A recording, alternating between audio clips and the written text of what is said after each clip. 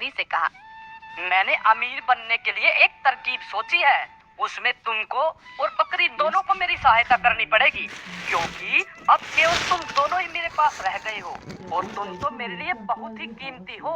खास करके इस समय अपनी तरकीब को काम में लाने के लिए मुझे तुम्हारे सोने के हार की जरूरत पड़ेगी, जो मैं अपनी बकरी को दूंगा। जी ठीक है, आप जैसा बोलोगे मैं वही करूंगी, लेकिन इस बात का ख्याल रखना कि वो हार तुम्हारी माँ यानी मेरी सास की आखिरी निशानी है। अगले दिन उसने अपनी पत्नी का सोने का हार लिया और उसके कई छोटे छोटे टुकड़े कर दिए। उनमें से एक टुकड़ा उसने बकरी के चारे में मिला दिया।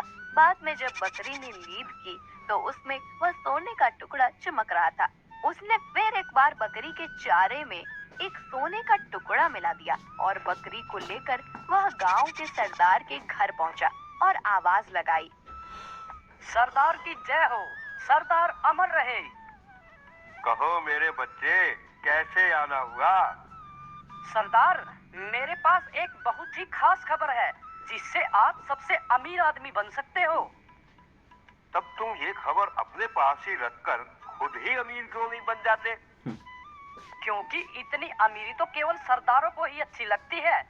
जहांपना, अगर मैं इतना अमीर बन गया तो मुझे यकीन है वह खजाना मुझसे आप ले लेंगे।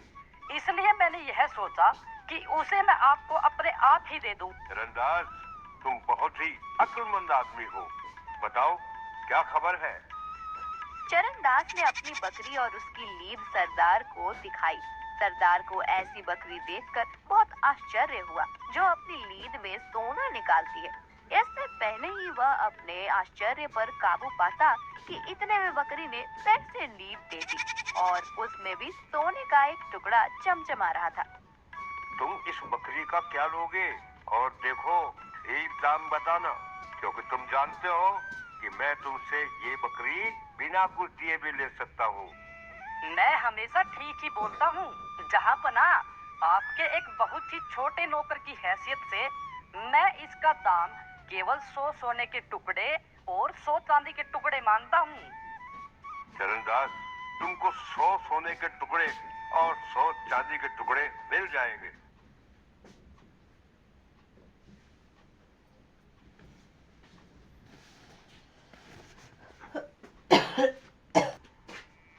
चरणदास को तो विश्वास ही नहीं हुआ कि सरदार इतना दयालु था। चरणदास फिर बोला, जहांपना, कोई आपका सोना चोरी न कर ले, इसलिए आप बकरी को अलग ही रखना और अपने बहुत ही खास आदमी को उसकी रक्षा के लिए रखिएगा।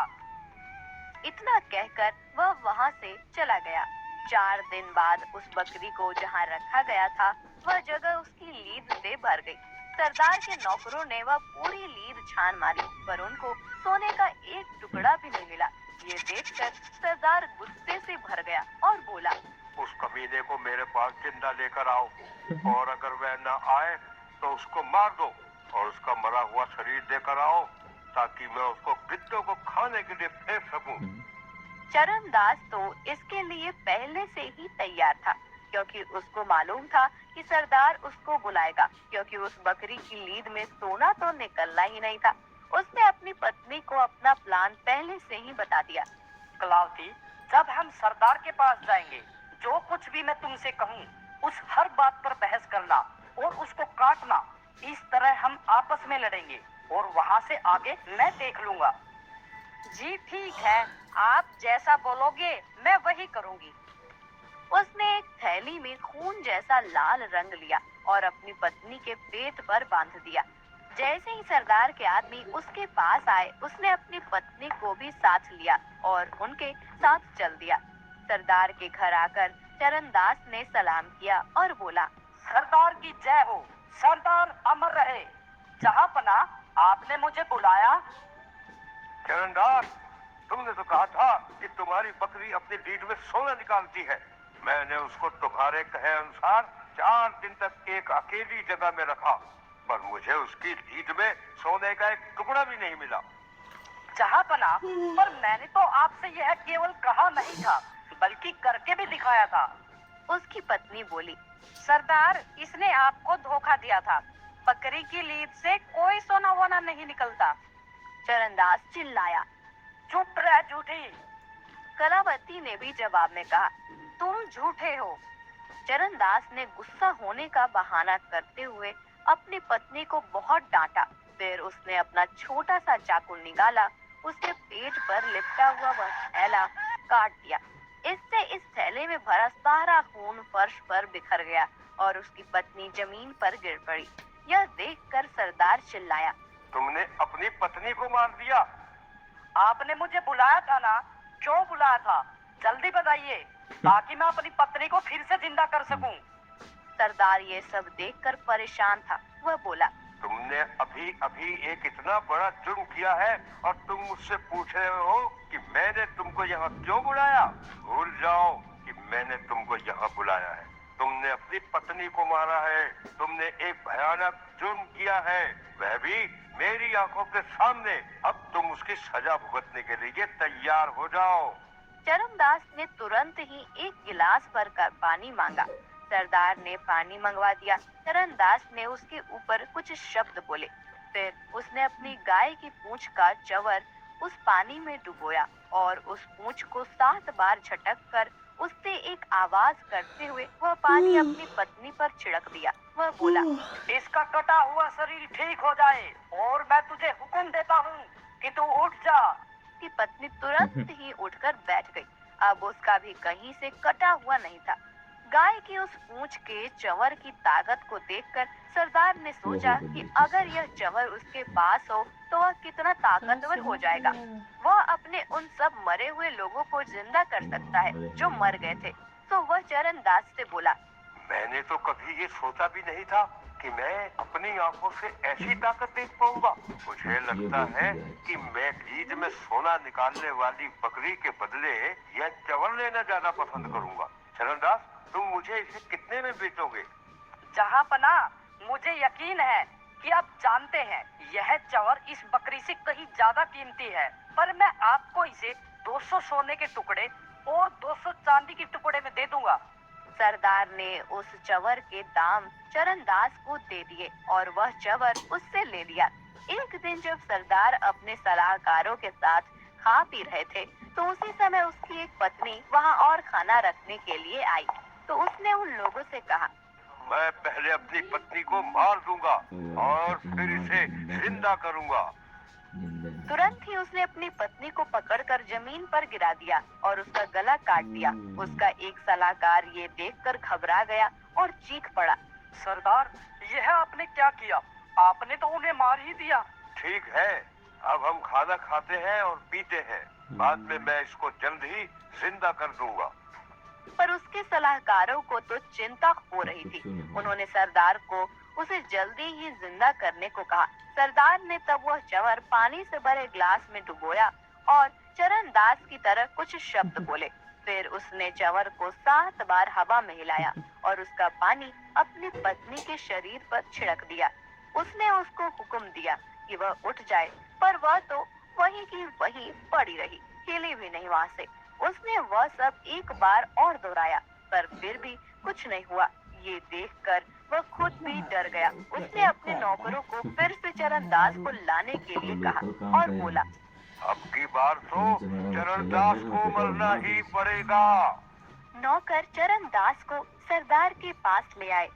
इस हरामखोर के हाथ पैर बांधकर डूबने वाली चीज में डाल दो और इसे नदी के सबसे गहरे हिस्से में फेंक दो।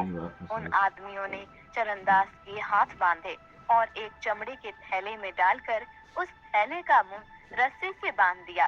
फिर वे उसे फेंकने के लिए नदी की ओर चल पड़े। वे सुबह से लेकर शाम तक चलते रहे।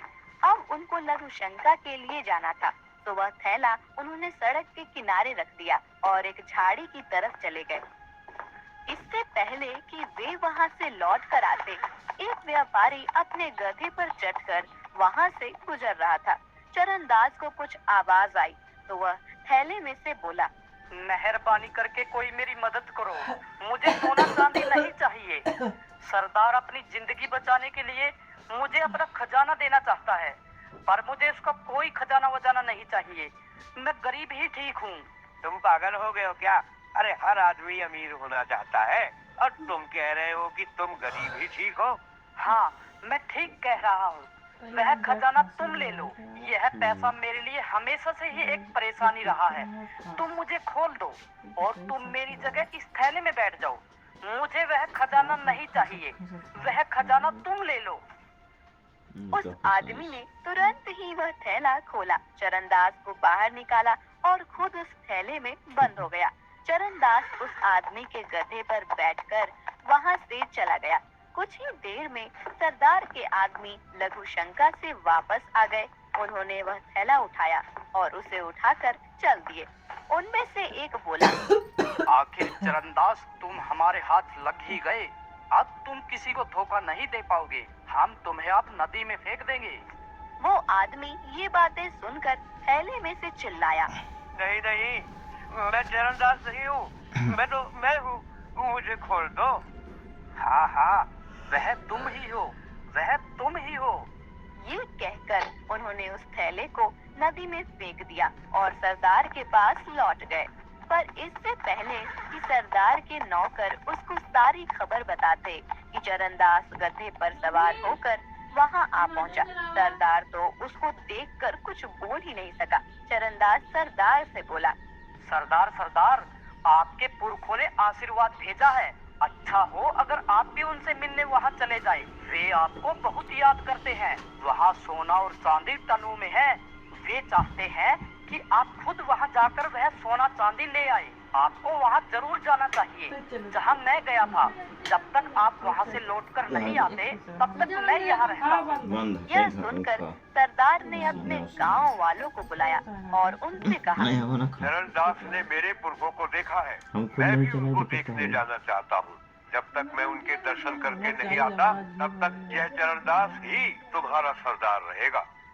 चरणदास ने सरदार के नौकरों से सरदार को वैसे ही चमड़े के थैले में बांधकर नदी के सबसे गहरे हिस्से में फेंक देने के लिए कह दिया। सरदार के आदमी सरदार को थैले में बांधकर नदी पर ले गए और उसको तो वह उस गांव का असली सरदार बन गया। इस तरह से गांव का वह ठग गांव का असली सरदार बन गए।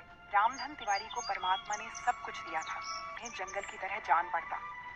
संतान की लालसा से उन्होंने न जाने कितने तप जप और विधान करवाए और अंत में उनकी ढलती उम्र में पुत्र तो नहीं पर एक पुत्री का जन्म हुआ। उसका नाम रखा गया सोना। सोना का लालन पालन बड़े लाड़ प्यार से होने लगा। 8वीं कक्षा पास कर ली तो एक शाम तिवारी जी ने अपनी पत्नी ललिता से कहा, देखो ललिता, सोना ने 8वीं क्लास पास कर ली है। अब मैं चाहता हूँ कि उसकी आगे की पढ़ाई घर रहकर ही करवाई जाए। घर में रहकर पढ़ाई करेगी तो 4 घंटे की पढ़ाई 2 घंटे में ही कर लेगी। मैं कल ही सोना के लिए किसी अच्छे से मास्टर का इंतजाम करता हूँ। देखो जी, मैं ठहरी अनपढ़ औरत, मुझे पढ़ाई लिखाई के बारे में कुछ नहीं पता। जैसा आप बाप बेटी को अच्छा लगे वैसा करो। जैसे ही सोना को इसके बारे में पता चला वह अपनी माँ के पास आकर बोली, माँ, मैं स्कूल नहीं छोड़ूंगी। मैं साफ साफ पिताजी से कह दूंगी कि घर में नहीं पढ़ूंगी। भला घर में भी कहीं पढ़ाई होती है, चाहे कुछ हो जाए। मैं यह बात तो मानूंगी ही नहीं। आजकल कुछ नहीं बोलती हूँ तो इसका यह मतलब तो नहीं कि जिसकी जो मर्जी हो वही करते चले। शाम को जैसे ही तिवारी जी आए वह सारा साहस बटोरकर उसके कमरे की तरफ चल पड़ी। जैसे ही कमरे में घुसी तिवारी जी बोल पड़े, देखो सोना बिटिया, मैंने तुम्हारे लिए एक अच्छे से मास्टर जी की व्यवस्था कर दी है। वे कल से ही तुम्हें पढ़ाने आएंगे। यूं भी आजकल स्कूलों में कहाँ की पढ़ाई लिखाई होती है, सिवाय उद्यम भाड़े के। घर में ही मन लगाकर पढ़ोगी तो 2 घंटे में ही 4 घंटे की पढ़ाई कर लोगी। और फिर हमारी बिटिया बुद्धिमान भी तो है, बस 2 साल में मैट्रिक हो जाएगी। ठीक है ना? सोना को लगा कि उसकी सारी दृढ़ता, सारा संकल्प बहता चला जा रहा है। उसके मुंह से केवल इतना ही निकला, ठीक है पिताजी। कमरे में आकर वह बहुत रोई, अपने को बहुत कोसा। मैंने क्यों नहीं साफ साफ कह दिया? मैं क्यों मान गई पिताजी की बात? उसके मन की बात उसके मन में ही घुट कर रह गई। दूसरे दिन से ही मास्टर जी पढ़ाने के लिए आने लगे। 2 साल बीत जाने के बाद सोना 10वीं क्लास में अच्छे नंबरों से पास हुई। गांव के सभी लोगों ने सोना की कुशाग्र बुद्धि की तारीफ की। इसके आगे अधिक पढ़ाकर तिवारी जी को कन्या से कुछ नौकरी तो करवानी न थी, इसलिए सोना का पढ़ना बंद करवा दिया। अब सोना 14 साल की हो गई थी। उसकी सुंदरता को देखकर गांव वाले कहते, तिवारी जी, तुम्हारी लड़की तो देहात के लायक नहीं है। इसका विवाह तो भाई कहीं शहर में ही करना। सुना है शहर में बड़ा आराम रहता है। इधर तिवारी जी की बहन जानकी, जिसका विवाह हुआ तो गांव में ही था, किंतु कुछ सालों से शहर में जाकर रहने लगी थी और अच्छा जीवन व्यतीत कर रही थी। इन सब बातों को देखते हुए सोना की माँ ने तिवारी जी से कहा, मैं अपनी सोना का विवाह शहर में ही करूंगी। मेरी सोना भी पैरों में पतले पतली चांदी की पायल और काले स्लीपर पहनेगी। चौड़े किनारे की सफेद साड़ी और लेस लगा हुआ जैकेट पहनकर वह कितनी सुंदर लगेगी। ललिता, क्यों उसके पीछे पड़ी रहती हो? जितने दिन है खेल खा लेने दो। तुम्हारे घर जीवन भर थोड़ी ही पड़ी रहेगी। किंतु यह कितने दिन चल सकता है? लड़की का विवाह तो करना ही पड़ता है। वैसे पास के गांव में ही कई लड़के थे जिससे सोना का विवाह हो सकता था। एक दिन तिवारी जी की बहन और जीजा जी उनके घर आए। उसकी बहन ने कहा, भाई, तुम्हारे जीजा ने सोना के लिए एक अच्छा लड़का देखा है। हमारे शहर का ही है, कंपनी में नौकरी करता है, अच्छा घर बार है। घर में सिर्फ बेटा और माँ ही रहते हैं। अगर आप बोलो तो तुम्हारे जीजा जी कल ही लड़का दिखा देंगे। बहन, आपने तो मेरे मन की बात बोल दी। मैं भी आपसे यही कहने वाला था। और फिर हम तो चाहते भी यही है कि सोना बिटिया का विवाह शहर में ही हो। अगले दिन ही तिवारी जी अपने जीजा जी के साथ लड़का देखने के लिए शहर चले गए। जब तिवारी जी ने मोहन और उनके घर को देखा तो उनकी खुशी का ठिकाना न रहा। तिवारी जी ने 1 रुपया देकर शादी पक्की कर ली। घर आकर तिवारी जी के जीजा जी बोले, कहो तिवारी, है ना लड़का 100 में से एक? है कोई तुम्हारे गांव में ऐसा? जब कपड़े पहनकर हैट लगाकर निकलता है तो कोई नहीं बता सकता कि साहब नहीं है। सब लोग झुक के सलाम करते हैं। घर में देखा कितना पर्दा है। इसकी माँ बूढ़ी हो गई है, पर क्या मजाल कि कोई परछाई भी देख ले। भाई नारायण, मैं तुम्हारे इस उपकार का सदा आभारी रहूंगा। हमारे ढूंढे तो ऐसा घरवार कभी ना मिलता। हम देहात के रहने वाले शहर का हालचाल क्या जाने, पर तुमने मेरी सोना को अपनी लड़की समझकर जो उसके लिए इतनी भाग दौड़ की है और ऐसा अच्छा जोड़ा मिला है, इस उपकार को मैं कभी नहीं भूलूंगा। सोना ने जब सुना कि उसका विवाह हो रहा है, वह दौड़कर अपनी माँ के पास आई। उसने पूछा, माँ, विवाह कैसा होता है और क्यों होता है? ललिता के सामने यह बड़ा जटिल प्रश्न था। वह समझ ही न सकी कि इसका क्या उत्तर दे, किंतु उसकी बुआ जी ने तुरंत बात बना ली।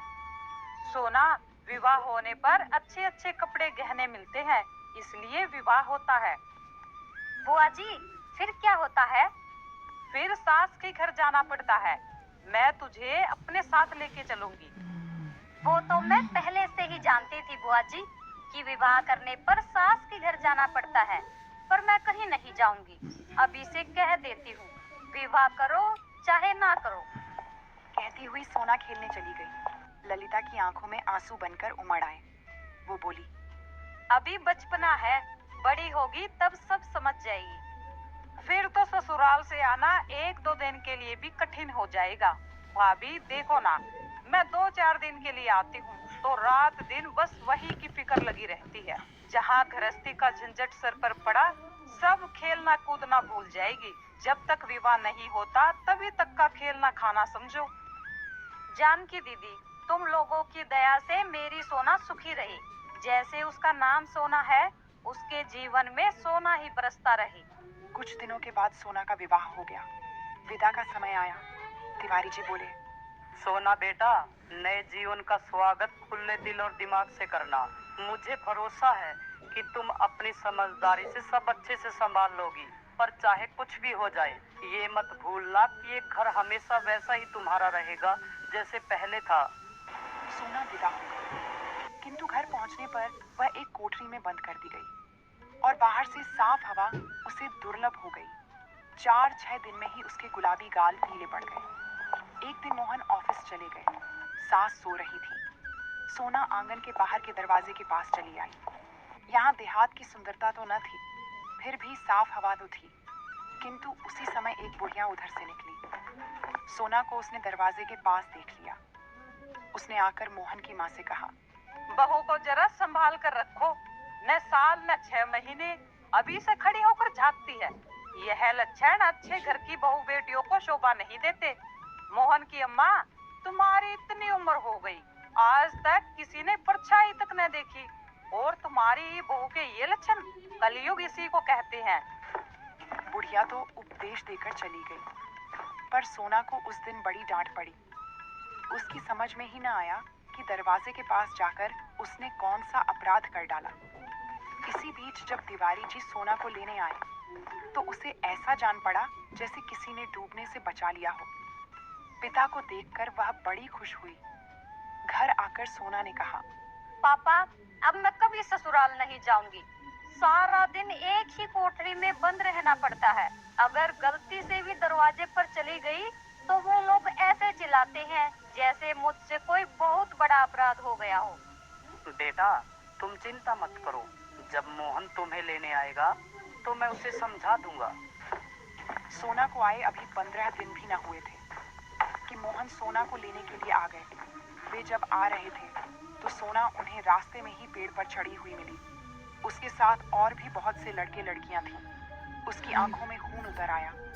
अपना क्रोध वे चुपचाप पी गए, किंतु उसी समय उन्होंने मन ही मन प्रतिज्ञा की कि अब वे सोना को मायके कभी न भेजेंगे। सोना जब ससुराल आई तो उसकी सास ने कहा, मोहन, तेरे मामा जी का फोन आया था। वो बोल रहे थे कि उनकी तबीयत कई दिनों से खराब चल रही है। मुझे 1-2 दिन के लिए जाना पड़ेगा। और बहू, तुम मेरे जाने के बाद घर का अच्छे से ख्याल रखना। बिना काम के घर से बाहर मत जाना, समझी ना? अगले दिन ही मोहन की माँ अपने घर चली गई। मोहन भी ऑफिस के लिए चला गया तो पड़ोस में रहने वाला बनिए का लड़का फैजू आया और बोला, भाभी जी, सुई धागा हो तो जरा मेरी कुर्ते में बटन लगा दो। मुझे कुश्ती देखने जाना है। कुश्ती देखने जाना है कि लड़ने? दोनों काम करने भाभी जी। पहले बटन तो लगा दो, नहीं तो देरी हो जाएगी। सोना सुई तागे से बटन लगाने लगी। फैजू वहीं फर्श पर सोना से जरा दूर हटकर बैठ गया। इतने में मोहन भी घर आ गया, क्योंकि उसने सोचा था कि माँ घर पर नहीं है तो कुछ समय सोना के साथ बीत जाए। लेकिन जैसे ही वो घर में घुसे तो फैजू को सोना के पास बैठा देखकर उनके बदन में आग सी लग गई। वे क्षण भर वहीं खड़े रहे, परंतु अपने गुस्से को चुपचाप पीकर अंदर आ गए। सोना जैसे ही अंदर आई, पति का चेहरा देखकर वह सहम सी गई। उसकी बोहें झड़ी हुई और आंखें गीली थीं। उसने पूछा, जी, आज इतनी जल्दी कैसे लौट आई? सोना, मैंने तुझे कितनी बार बोला है कि इन जैसे लफंगों से दूर रहो, लेकिन तुम मेरी सुनती ही कहाँ हो। ऐसे ही चलता रहा तो एक दिन घर छोड़कर भाग जाऊंगा। इस बार मुझे माफ कर दो। अब तुम जो कहोगे मैं वही करूंगी। यह बात आज क्या तुम पहली बार बोल रही हो? मैं सब जानता हूँ। तुम्हारे कारण मैं शहर में सिर उठाने लायक नहीं रहा। जिधर जाओ उधर लोग तुम्हारी ही चर्चा करते फिरते हैं। मेरे मुंह पर कोई कुछ नहीं कहता तो क्या हुआ, बाद में कानाफूसी करते हैं। तुम्हारे ऊपर तो जैसे इसका कुछ असर ही नहीं पड़ता। जो जी में आता है करती हो। भला यह फैजू तुम्हारे पास बटन लगवाने क्यों आया था? तुम इनकार भी कर सकती थी। जरा सा तो काम था, पड़ोसी धर्म के नाते मैंने सोचा कर देना चाहिए, नहीं तो इनकार क्यों नहीं कर सकती थी। इसी प्रकार जरा जरा सी बातों से बड़ी बातें हो जाया करती है। निभाया करो पड़ोसी धर्म, मगर मेरी इज्जत का ख्याल मत करना। कहते हुए मोहन बाहर चले गए। वह कटे हुए वृक्ष की भांति नीचे गिरकर रोई। रोने के बाद उसका जी हल्का हुआ। उसे अपने गांव का जीवन याद आने लगा। वहां सबसे बोलने बात करने की स्वतंत्रता थी। वहां तो उसकी कभी चर्चा नहीं हुई। मैंने ऐसा कौन सा पाप कर डाला जिसके कारण इन्हें शहर में सिर उठाने की जगह नहीं रही? यदि किसी का कुछ काम कर देना, बोलना या बात करना पाप है तो यह पाप जाने अनजाने में मुझसे सदा ही होता रहेगा। ऐसे जीवन से तो मर जाना अच्छा है। मैं घर के अंदर पर्दे में नहीं बैठ सकती। रात को सोना चूहे मारने वाली दवा खाकर सो गई। सुबह हुई तो उसकी आंख न खुल पाई। यह ऐसी नींद थी जिसने सोना को सदा के लिए शांति दे दी। तिवारी जी भी उसी दिन सोना को लेने के लिए आ गए, लेकिन जब अंदर से रोने की आवाज आई तो उससे रहा न गया। अंदर जाकर देखा तो सोना की लाश जमीन पर पड़ी थी। कन्या की लाश गोद में लेकर दहाड़े मार मार कर रोने लगे। तिवारी जी इस बीच कई बार सोना को लेने आ चुके थे, किंतु मोहन ने विदा न किया। अंतिम संस्कार के बाद जब मोहन लौटे तो मेज पर उन्हें सोना का पत्र मिला। मेरे पति देवता, मैं मर रही हूँ। मरने वाला कभी झूठ नहीं बोलता। आज तो अंतिम बार विश्वास कर लेना, मैं निर्दोष थी। मुझे ऐसा लगता था कि या तो यह दुनिया मेरे लायक नहीं है या मैं ही इस दुनिया के योग्य नहीं हूँ। आप मेरी एक कठिनाई शायद समझ नहीं सके। एक वातावरण से दूसरे वातावरण में पहुंचने में मैं अपने आप को शीघ्र ही अनुकूल बना लेने में असमर्थ पाती थी। अपने मरने का मुझे कोई अफसोस नहीं। दुख है तो केवल इतना ही कि मैं आपको कभी सुख न दे सकी। आपकी अभागिन सोना।